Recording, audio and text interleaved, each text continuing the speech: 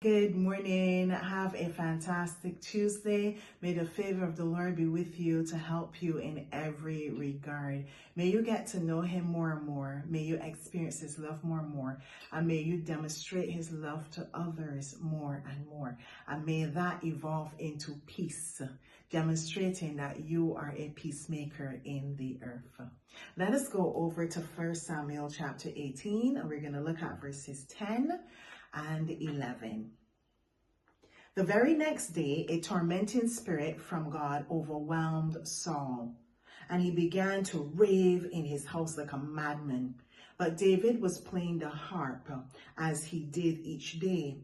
But Saul had a spear in his hand, and he suddenly hurled it at David, intending to pin him to the wall. But David escaped him twice. Now we're looking at being a peacemaker. And we're going to look at the story of Saul and David, who was a peacemaker and who was not. Now Saul was very jealous of David because he slayed thousands, hundreds of thousands, or whatever they sang, but they were acknowledging David more than they were acknowledging Saul, and pride rose up in Saul's heart. And David is accustomed playing the harp for him, restoring peace in his spirit.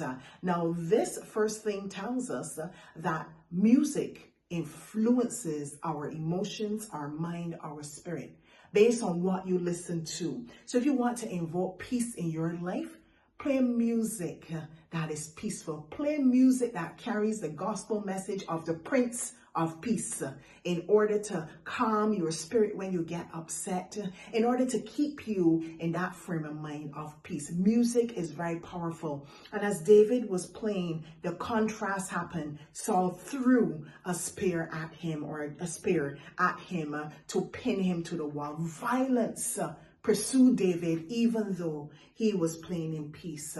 How does this apply to us? Sometimes we are pursuing peace and we're peacemakers and we're doing our all, but the person is still coming at us in a very violent way. People are still opposing us in a very violent way. Does that mean that we stop? Because this is what David did each day. David was gifted in this regard. He was a musician. He wrote the Psalms. He was a singer. He played beautifully on the harp. But did David relent on doing what he was called to do? No, he did not. When we go over to 1 Samuel chapter 19, verses 9 to 10, you will see here that David was playing the harp again for Saul. And guess what?